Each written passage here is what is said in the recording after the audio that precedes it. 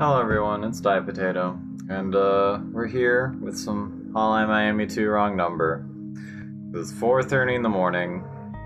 I'm feeling a little tilted right now, can't sleep. So we're off to a great start for some high quality content. Reason why we're playing Hotline today instead of DD, Darkest Dungeon, is because I felt like, just blowing through some stuff. And it's hard to just blow through a game of Darkest Dungeon. It gets, because you really have to think about stuff. With Hotline, you also have to think about stuff, but it's a little more mindless. You can kind of just blow through it. Oh, let's get this.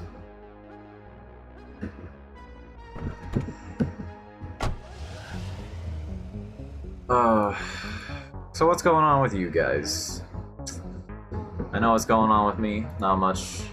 Not much. I'm just, mulling things over. Oh, fuck. Mulling things over. This was... Okay, alright. Mulling things over. And, just thinking about things. Mainly about the more creative side of things I want to start doing lately, because, I've been wanting to expand a bit more in what I want to do. I started learning how to draw. I got a Duolingo account in order to start learning how to speak German, of all things, because German's pretty cool. Right now I'm just trying to, find some stuff that I like to do, because there isn't a whole lot of stuff that I do enjoy doing.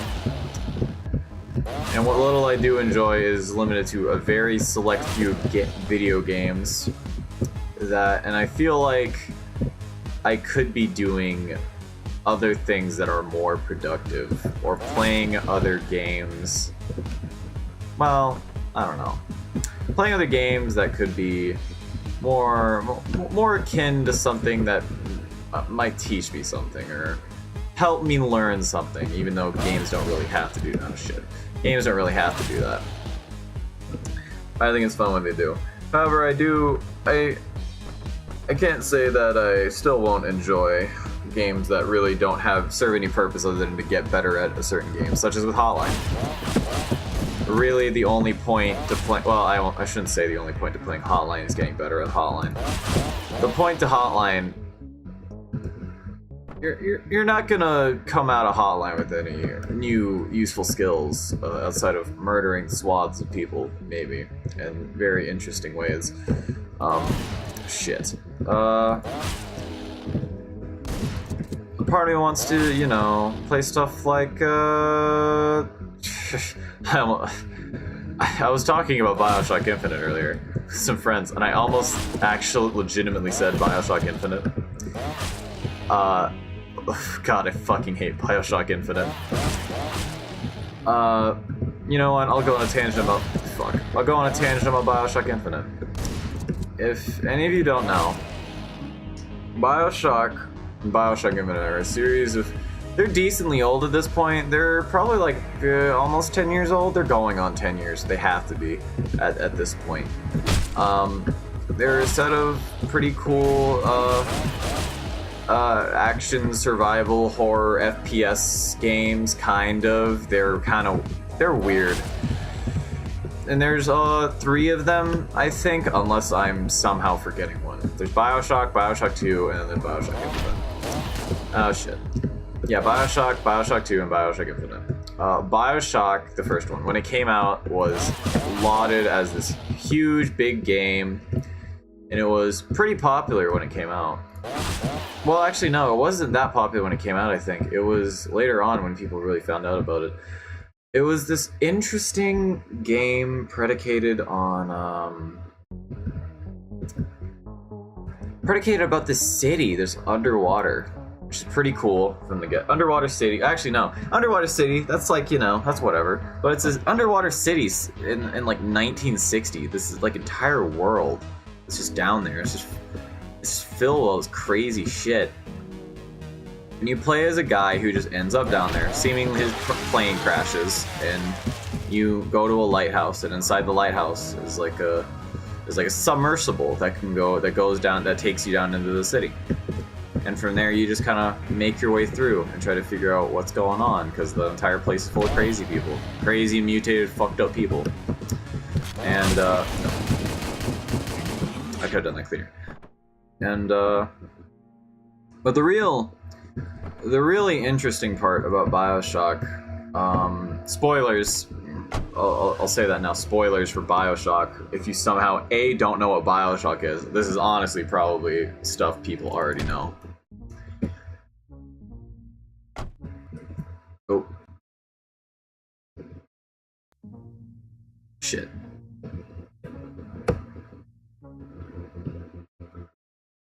Oh shit, okay, that could have been bad. Anyways, yeah, spoilers for Bioshock if you somehow don't know Bioshock or what Bioshock is. The entire game, basically the paradigm of the game, it feels like a weird, kind of normalish FPS game. You go from objective to objective. It's kind of open world. You can explore open areas and things like that. But you really don't do anything besides that. You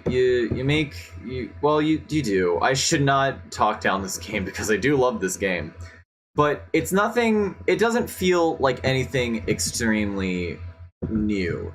It feels normal. You're a guy, an FPS protagonist who goes through and, you know,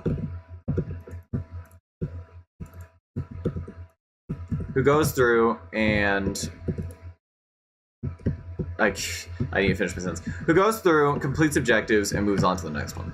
There's nothing special about this. That is until, and as you might expect, you have some narrator, some guy, some person, some NPC who guides you in the background, in the wings, and tells you where you have to go next. The interesting thing about where this comes into play is that about actually no, I won't even say 3/4, 80% of the way through the game, which is not that much more, the entire game you're talked up about this guy named Andrew Ryan. He's this big guy. He's the one who like built the city. He's the one who made this big underwater city named Rapture and wanted it to be this huge, like, bustling, like, anti-communist but also anti-cap. He's really, Andrew Ryan guy's really weird. Anti-capitalist but anti-communist, really decentralized libertarian bullshit like that. I shouldn't say libertarian because I'm not sure myself, like, what kind of possible political spectrum it falls under. It's a fucking video game. I'm not big into that. But it's this big weird place, and this Andrew Ryan guy, who's supposed to be like this genius who was able to put it all together, you know? He was able to get it all working, and to a point that it functioned, at least for a while. And everyone was kind of happy, sort of. So eventually you meet Andrew Ryan, and you're tasked to kill him in order to get his, like, master key or MasterCard. It was either you had to get his, like, DNA sample or some shit, but he would not give you it unless you basically killed him or something like that, or his master key card. And you learn that you're not really some guy who just happened to just crash land. His plane just happened to crash next to this tower. Really what happened is you're some mind-controlled, like, trump card. It's this, like, bioengineered trump card, like, that was planted outside of Rapture in case something went horribly wrong, which something did. And you've been basically brainwashed and encoded to follow a very specific, like, to follow the instructions of whoever uses a specific key phrase. And that key phrase, if you may have heard of this, is "would you kindly." And that paints the entire game in an entirely different picture. Because the entire game, you're basically being led on by one NPC named, what's his name? I forgot. Atlas, who guides you the entire game, but he always said, "would you kindly." he always did it, and you always did what he said, no matter what you did. Even if it was even the tiniest of things. You meet early in the game, you meet one of the most. Oh shit! I did it again. I keep unplugging my audio cable on accident. Sorry about that. Okay, I had to stop doing that. You meet this really scary, iconic enemy named the Big Daddy. These big fuck off guys in diving suits that are scary as hell. And he tells you, "Would you kindly put your weapon away?" The most idle little thing, and you do it. It's just all these little things that all add up, and they just make so much sense. And it was, for the time anyways, it was incredible. It was really talking about how the illusion of choice, because that was what it was predicated on. It was predicated on the illusion of choice. You really weren't choosing how to go about things. Even if you felt like you did, you really were just being guided along by a hand that has complete and total control over you, which is really cool. The issue, and as such, Andrew Ryan is the one who planted you outside, and the most iconic phrase from that game, a man chooses, a slave obeys, is what he tells you before he basically tells you to beat him to death with a golf club. It was pretty fucked up. Anyways, the issue with Bioshock Infinite. Bioshock 2, nobody cares about Bioshock 2 except for like very specific reasons. Yeah, nobody really gives a shit about Bioshock 2. Bioshock 1 was the better one, and then even then, the first 80% of Bioshock 2 was probably the best part. The last 20% is whatever. The ending of Bioshock 1 is meh at best. Bioshock Infinite, however, was lauded as this big game. This going to be this extremely interesting narrative. It was going to be a city in the sky as opposed to a city in the ocean, and it was going to be this big thing. You're going to play as it was set further in the past than Bioshock 1 and 2, where Bioshock 1 and 2 took place in the 50s and 60s. Bioshock Infinite was going to take place in the 20s, in the 1920s, 1917, or it was around then. So A, it was in the past, which is pretty interesting. B, it was going to take place in this flying city, but nobody really knew what the game was going to be about. It was really weird. They didn't talk about it. What they did talk about, I remember when I was really young, I'd read I say really young, but I'm still pretty young. I'd watch oh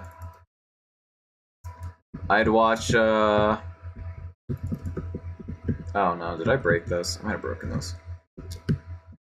Forgot how I got past this. Shit. Hang on. Okay. I remember when I was really young, I'd read Game Informer, and I'd see that they were hyping up Bioshock Infinite so hard. They show all the cool NPCs or enemies you're gonna fight, the unique enemies you're gonna fight, the mini bosses, and it'd be all this cool stuff. And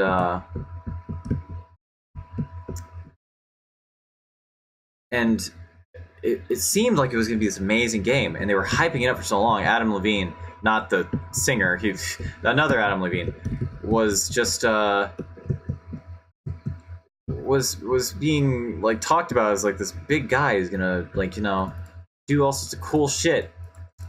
And Bioshock Infinite actually came out, and Bioshock Infinite is a very divisive game. People who this is a little accusatory. People who played Bioshock and Bioshock 2, people who play Bioshock, I feel they don't really get the point of what Bioshock is. And I feel like it's those same people who like Bioshock Infinite. People who I haven't really seen many people who like Bioshock 2, regardless of that. Bioshock 2 is a really meh game by a lot of people's standards. Oh shit. By a lot of people's standards. for a lot of reasons. But Bioshock Infinite was very divisive. Some Bioshock fans fucking hated Bioshock Infinite. I met a few, they vehemently despised it, and I am in that boat too. Other people like lauded it as this huge thing. And this derision, okay, whenever there's a derision of some kind, something that divisive, it's always really interesting to me. Because that means there's generally one or two key elements that is making that happen. And the main thing that was this key element that was in Bioshock Infinite was how it decided to go about what it thought choice was. To me, at least. To me, at least, how it thought to go about choice was not a amazing way to go about it. Fuck. And I should explain why people thought it was this big thing. The main thing that really made it seem like an amazing game, and I feel vaguely insulting saying this, is because it feels intelligent. Because it introduces these like really high level... The entire game is really not that interesting. You play as an Pinkerton's agent who's tasked with finding a girl, and then the entire game just spirals from there. You have to get her back, and then you find that she has these weird mystic powers of like interdimensionality, that she can manipulate these tears in space and time. And as you can expect, if you're one who's familiar with plots that revolve around interdimensionality in space and time, if you don't do it right, it can generally be just a fucking train wreck. Which I won't say Bioshock Infinite was that necessarily, but it wasn't a good example of one, to say the least. The issue with Bioshock Infinite was that it tried to seem... It was pretentious. In my opinion, it was very pretentious. It seemed like this big spanning narrative that talked about choice in so many interesting ways, but it didn't talk about choice at all. Basically, what it decided choice was, and what it decided the original Bioshock Infinite was talking about, was that you can't escape the fate that's chosen for you, because there's going to be another fate, another pathway, some other version of you that has already failed in making that choice. They've made a different decision. It's the multiple infinite universe theory, or whatever the technical name for it. For every single decision that exists, or a break in whatever, there's another one where the opposite choice was made, or a different choice was made. But that wasn't the point of Bioshock. The point of Bioshock was the illusion of choice in video games that we're not really... Whenever I'm going to talk to Mr. Joe NPC, and he gives me a task, he tells me, whenever I'm playing Darkest Dungeon... No, I shouldn't say that's not a good example. Whenever I'm playing an MMORPG, and I'm tasked with, please go find me some oysters or some shit like that. I go find those oysters, and I go find him his oysters. There's no way for me to say no to him getting him the oysters. I say, all right, Mr. Joe NPC, I'm going to get a reward of some kind, whether it's the progression or some kind of monetary reward in the game, or it's progression of some kind. I'm going to progress as a result of getting you your fucking oysters. God damn it. I'm going to progress as a result of getting you your fucking oysters.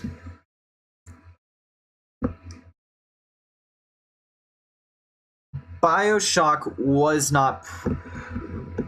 That's what every game is predicated on. The illusion of choice. The illusion that you have... That,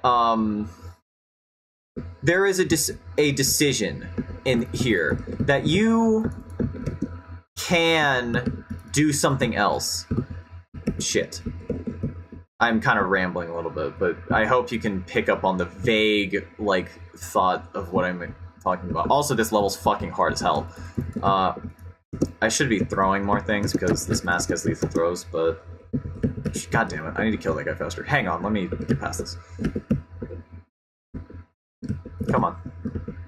shit.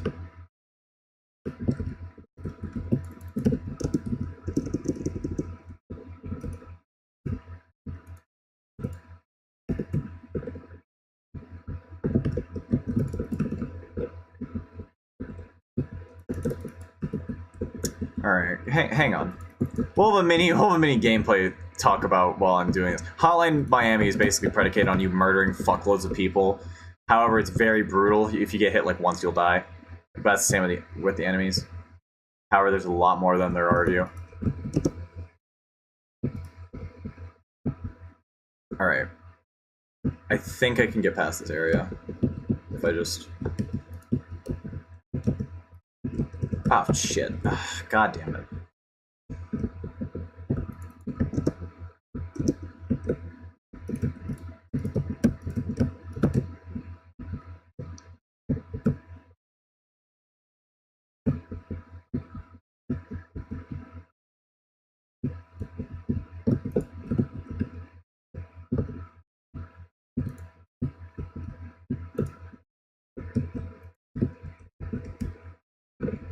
God damn it. Alright. Anyways, I'll just talk about the choice bullshit.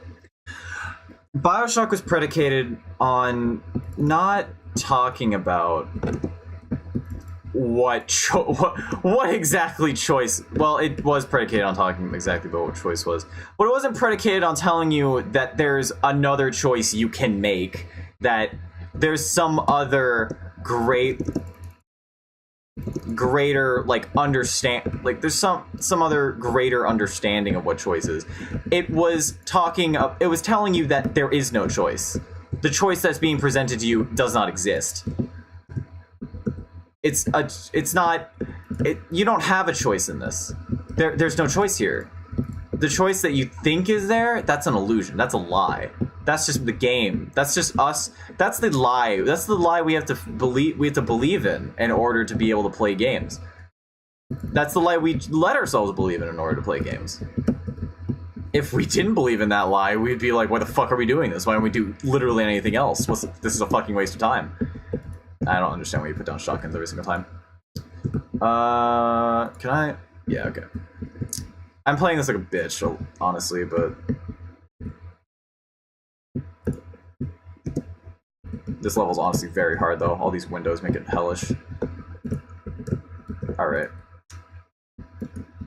Fuck. Hang on.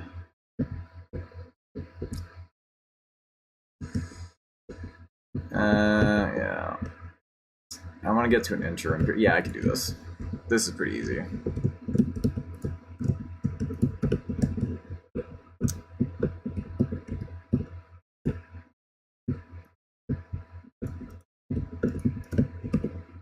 Oh, I didn't... Oh. Okay. Shit.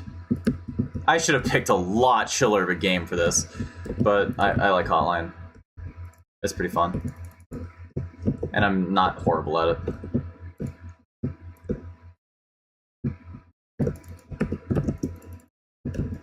That's empty. Oh. Fuck. Alright.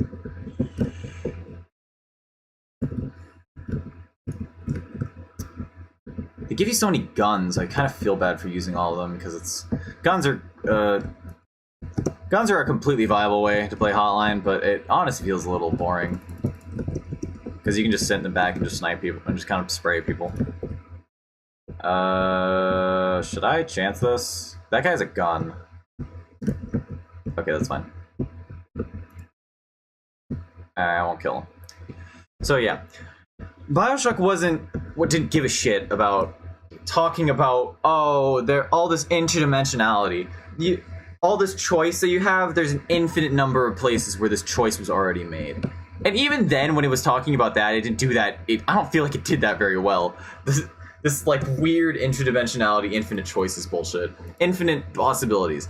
I don't get it. I don't get Bioshock Infinite. I don't understand why people like Bioshock Infinite. Bioshock Infinite was predicated on this weird interdimensionality. Basically, the main character... just skip this bullshit. Please keep skipping. Hijack it.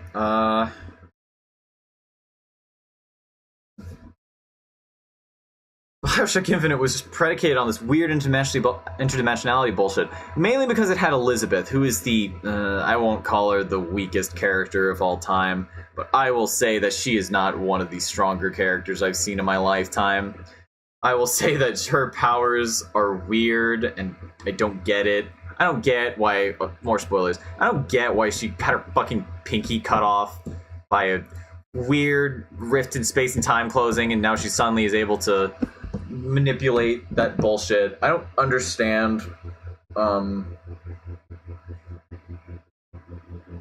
don't understand how it's supposed to be like an infinite amount of doors that Elizabeth is able to witness, how she is able to kill every Comstock. I don't get it.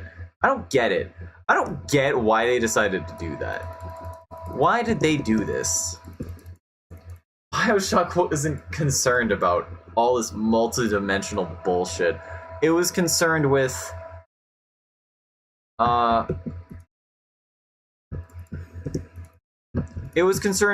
talking about a baseline concept.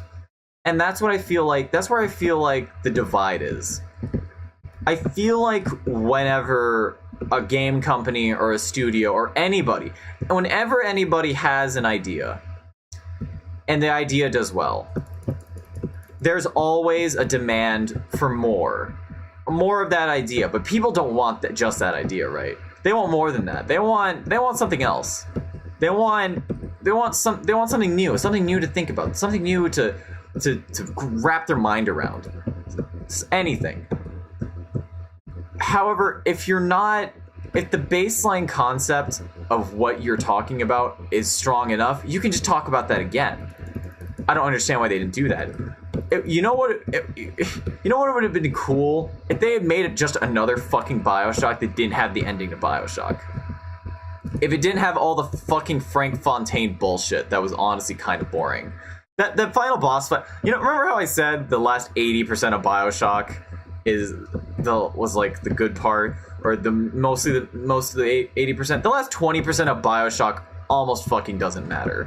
It's whatever. It's a big final boss fight. I'm pretty sure that the studio was forced to make that ending. I'm pretty sure they were forced to do a lot of things in order to make the game interesting, more to fit the standards that they had to meet. I feel like they could have just made another Bioshock. They could have just. That's what people wanted. People just wanted another Bioshock. We still had the fucking bad taste in our mouths from Bioshock 2. Which wasn't a horrible game. I won't call it the worst game I've ever played. It wasn't as good as Bioshock 1 outside of like one or two gameplay mechanic things that I'm happy existed. It was bullshit. It was not good. I don't understand. That's the thing. Whenever you get to a point where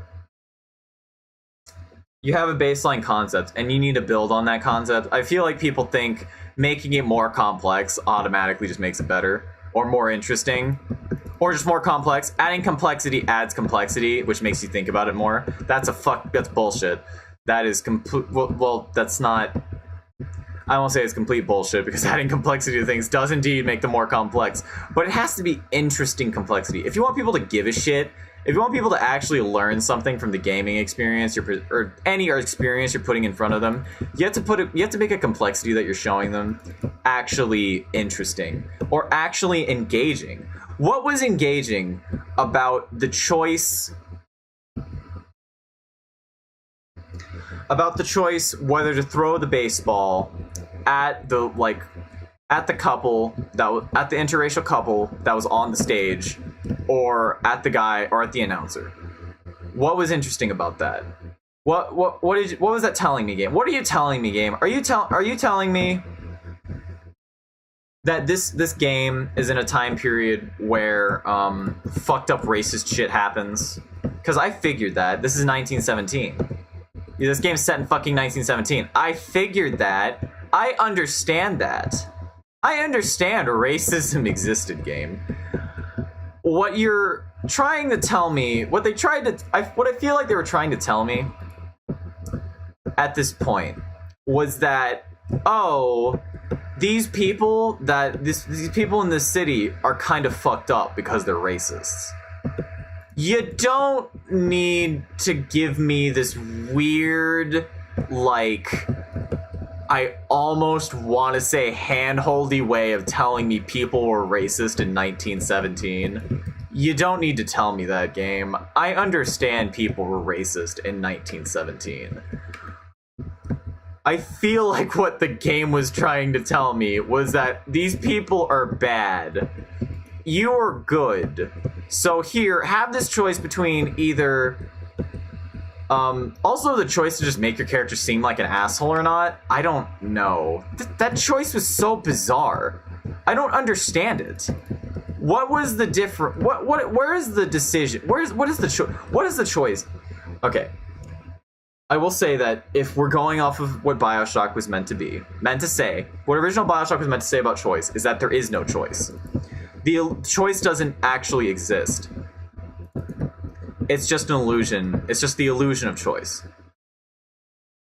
Which I guess the illusion of choice did exist because the same thing happens either way, whether or not you throw the fucking baseball at the interracial couple or at the announcer or whatever. Also, for some background for what the fuck I'm talking about, in Bioshock I give it really early on before you even get into like the combat of the game. Actually, this is just right before it. Immediately after this, the entire city guard essentially comes to beat your ass. You're presented with this like weird raffle area, and whoever like wins the raffle, like basically just gets to throw a fucking baseball at an interracial couple. Like that legitimately they drag an interracial couple onto the stage and are like, hey man, hey winner, you want to throw a fucking baseball at these human beings that clearly don't want to be here? They're like tied up to a fucking like wood stakes and have like monkey figurines because the fucking woman is black. You want to do that? You want to do that? And they give you the choice. They're like, do you want to throw the baseball at the announcer? Do you want to throw the baseball at the interracial couple? And immediately I'm thinking like, okay, what they're trying to present me with is they're either trying to ask me, do you think Booker DeWitt's a fucking asshole? Or do you think he's not a fucking asshole? Or do you think he's going to try to lay low? What I'm going to assume the game was trying to tell me was that, is it worth like going against doing something morally wrong in order to continue with what you want to do? Which I guess would be a lot more interesting if they had hinted at that in some kind of way, besides just giving me a baseball and like pointing at an interracial couple and be like, you want to throw this at them? And I'm like, I know normal people wouldn't do that. A normal person would fucking do that. Instead, I get this weird bullshit choice, and the choice doesn't matter. That's Bioshocky, I guess. The choice doesn't matter. They grab my wrist and they look at my wrist and they're like, oh, this guy's the devil, and they're like, oh, okay. Basically, the entire fucking city is like a religious cult bullshit. And like they're like devil, they're like Satan of their like whatever, who will like steal the lamb, who's supposed to be Elizabeth, the girl you have to save, who's like their messiah or some shit. Has like a tattoo on his wrist of something. I forget what the tattoo is. Honestly, it's been a little bit. So they grab your wrist. Somebody grabs your wrist before you can throw the fucking baseball at whoever you want to.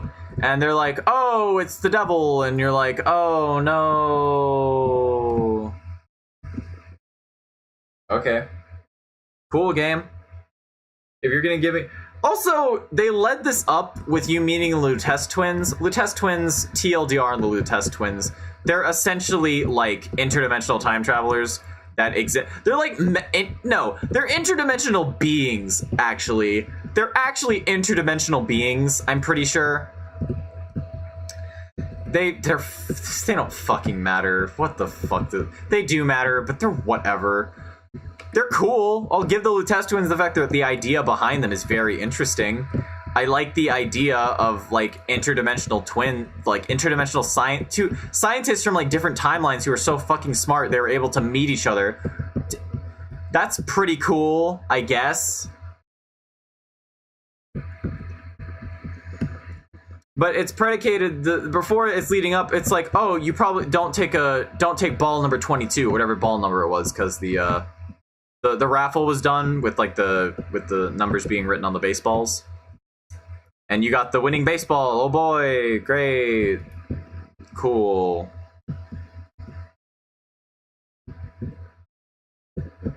What? So you're adding this interdimension. Okay, you're adding this interdimensionality bullshit game, and you're telling me, okay, we want you to make a choice right now, but you don't have a choice in this. But we're gonna make you think you have a choice in this because this is Bioshock, I guess. You have a choice. You can either throw this baseball at the interracial couple, or you cannot. Whatever choice you make, it doesn't matter. Is there anything else predicated around this choice?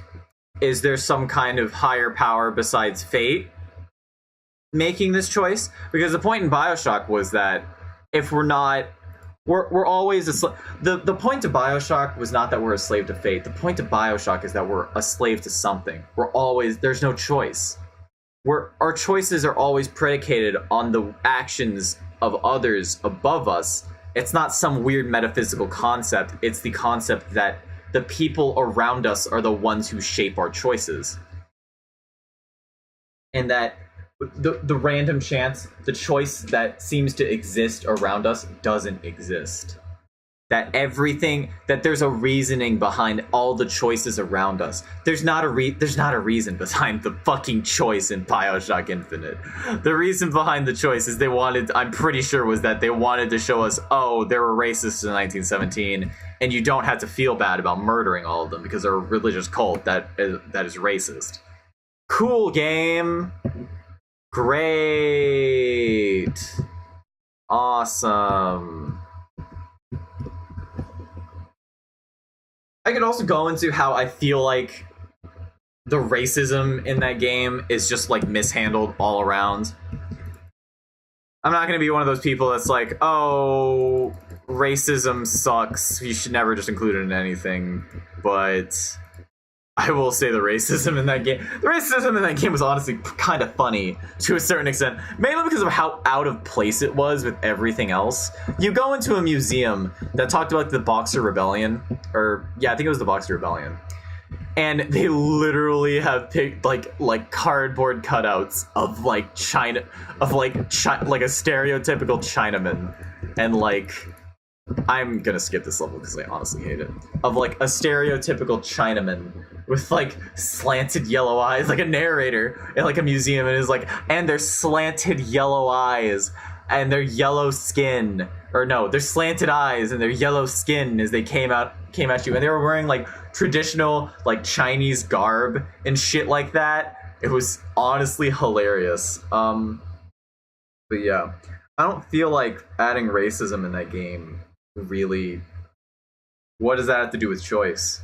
They didn't do well. I can see how it might involve choice, or not, or the lack of choice.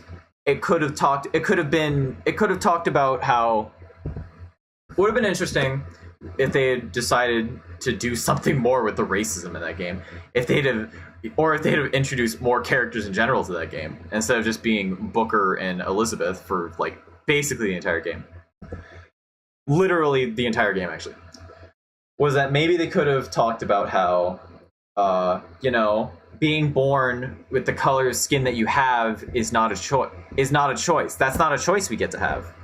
Or how, I don't fucking know. Or how, in the end, people who are, they could have introduced some kind of like the faction. They basically did a rebel faction where people who aren't white are forced to join that place. And, well, seemingly forced. They're forced to join it because they have nowhere else to go, and they have to rebel. They don't have a choice. People who don't want to rebel, they don't have a choice. They have to rebel against these people because they don't have a choice. But they do. They do have a choice, but they don't at the same time. That could have been cool. They could have done anything with the racism in that game. They could have done anything at all. They didn't, though. Instead, they introduced They introduced 1 million Comstocks. That's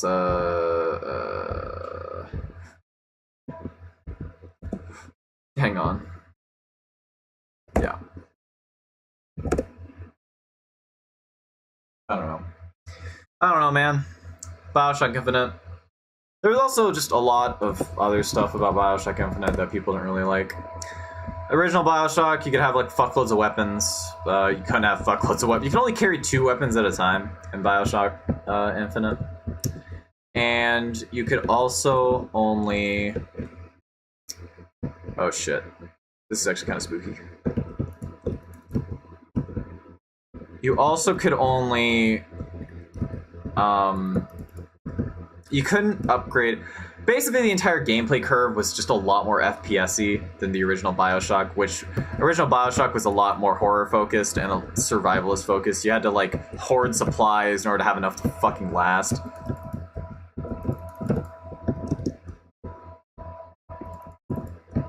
And it was just a lot more engaging gameplay overall.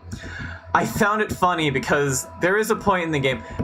One of the most like defining aspects of Bioshock, in both setting and tone, and its just overall identity as a cultural phenomenon, was the introduction of plasmids, which were like these weird mutagenic like things that could give people like these cool powers. Like you could like fucking snap your fingers like Roy Mustang, and you could like make fire appear at your fucking fingertips. That shit was rad. Holy fuck. The plasmids and Bioshock were so cool.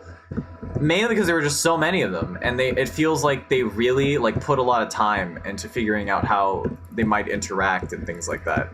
You could make you could do like combo plasmids so that they had like special effects.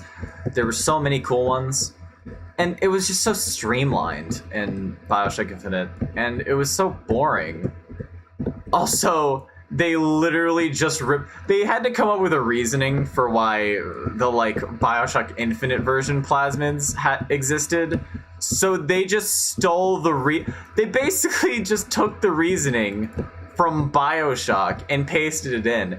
However, Bioshock is set in the future technically, so what they did was they had the inventor who made the like Bioshock Infinite plasmids like happen to look through an interdimensional portal where the original researcher who made the plasmids like was working on the plasmids. Like, really? We're using your already kind of shitty interdimensional plot point as a story writing crutch. Really? We're doing this now? They weren't even that cool. The like new fancy plasmids. Like, I don't know. Like the original plasmids from Bioshock were so like, not only did it seem like they like fucked you up because they were, oh god damn it, they were like these fuck up mutagenics. That's essentially what they were. They just mutated. They mutated you was what they did, and that was why that's basically the entire plasmids and Bioshock are what made Bioshock. They're literally what made Bioshock happen. Because in Bioshock, what happened was everyone was fucking insane because they took too many plasmids. Plasmids were addicting, and they drove the people who used too much of them insane and addicted to them. Which is why everybody in Rapture was insane and addicted to fucking plasmids. And they quite obviously were not good for you. The like very first time when you like, they also like looked like the entire. They were just so fucked up. When you first get your first plasmid, it's the like electro bolt one, and you take this big fuck off like almost rectangular syringe, and you just jam that fucker into your wrist, and you just inject it, and blue just starts coursing through your veins, and you just start like electricity starts crackling all around you, and you black out after you fall off a fucking railing. It really showed that this stuff is not good for you, whatever it is. But it's what you have to do. It's what all of them have done. You have to do it in order to survive. And also it's really cool. You know what it was? You know how they gave you the plasma, vigors. They called them vigors in Bioshock Infinite. You know how you got your vigor in Bioshock Infinite? You drank a potion. Yeah, you drank a potion. You basically just drink a potion, and then some kind of fucked up shit happens to you if you drink one of the more brutal ones, like the fire one or the crow one. Actually, not the crow one. It was the fire one, I think. The fire one was pretty fucked up. The bucking bronco one, which is the most overpowered one in the entire game, would like crackle your. It make it look like it was like alligator skin, like 5.0. It was hilarious. It would just crackle your skin like it was like cobble. It was some metal shit, but it didn't feel as visceral as Bioshock Infinite did, or not Bioshock Infinite, as Bioshock did. It just wasn't. It wasn't as interesting.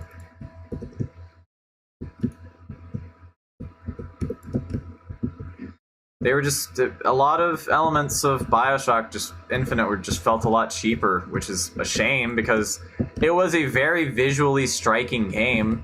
It was not a bad looking game. It looked fucking great, really.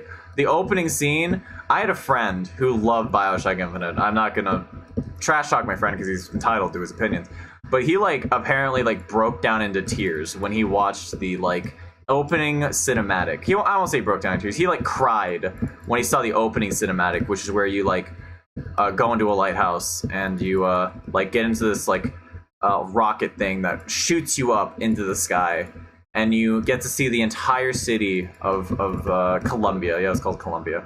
The entire city of Columbia, and all its glory. This magnificent flying city. It was great. It was so cool. I'll say it was fucking cool because it was. But it was just all the other elements just felt so weak about it. It just there was nothing good about it.